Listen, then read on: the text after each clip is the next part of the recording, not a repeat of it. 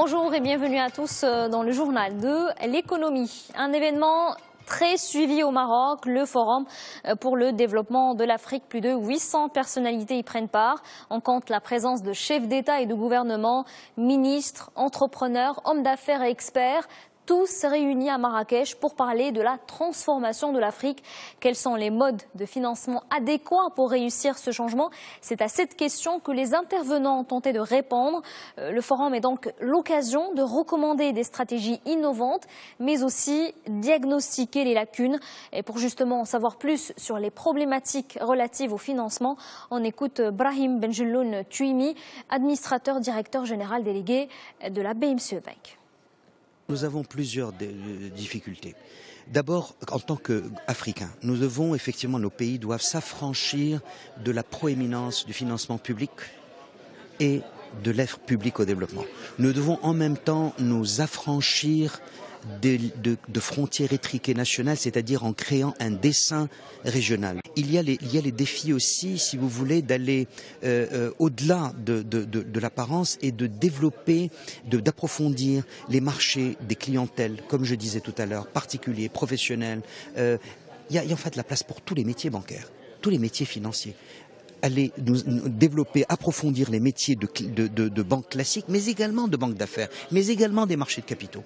Il y a un autre défi, c'est d'instiller des valeurs et des critères de ESG, c'est-à-dire environnementaux, sociétaux et de gouvernance dans l'exercice de nos fonctions financières. Et parmi les grands thèmes débattus durant cette deuxième journée du forum, le financement classique, un mode qui a montré ses limites. Désormais, les entreprises se tournent vers le capital investment. Il représente aujourd'hui un outil important pour le développement des investissements. Nourdine Zekri nous en dit plus. Il est le secrétaire d'État tunisien à la coopération internationale.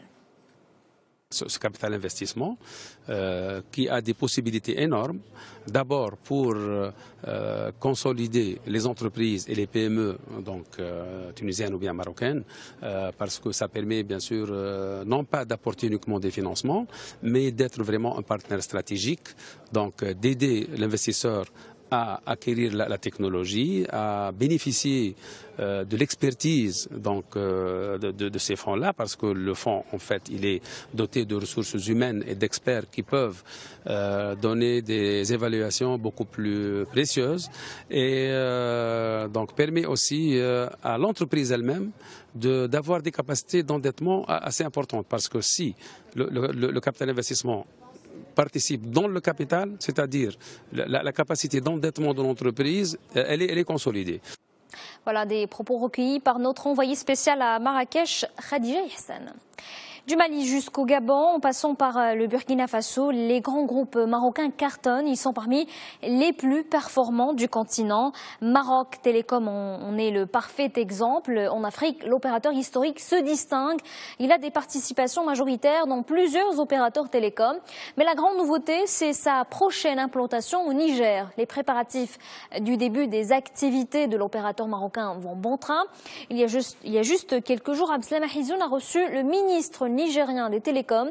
Les discussions ont porté sur la reprise de Move Niger, une opération qui intervient suite au rachat par Maroc Télécom des filiales africaines de l'Emirati et Tissalat. Et plus loin, vers le sud, au Gabon, Maroc Télécom s'apprête à lancer la 4G, une grande première dans la région de l'Afrique centrale. Gabon Télécom, la filiale du groupe marocain, sera ainsi le premier opérateur à lancer ces technologies dans le pays. D'importants investissements sont destinés pour la réalisation de ce projet. Voilà la fin de ce journal, une édition entièrement consacrée à l'Afrique. Très bonne journée à tous sur notre antenne.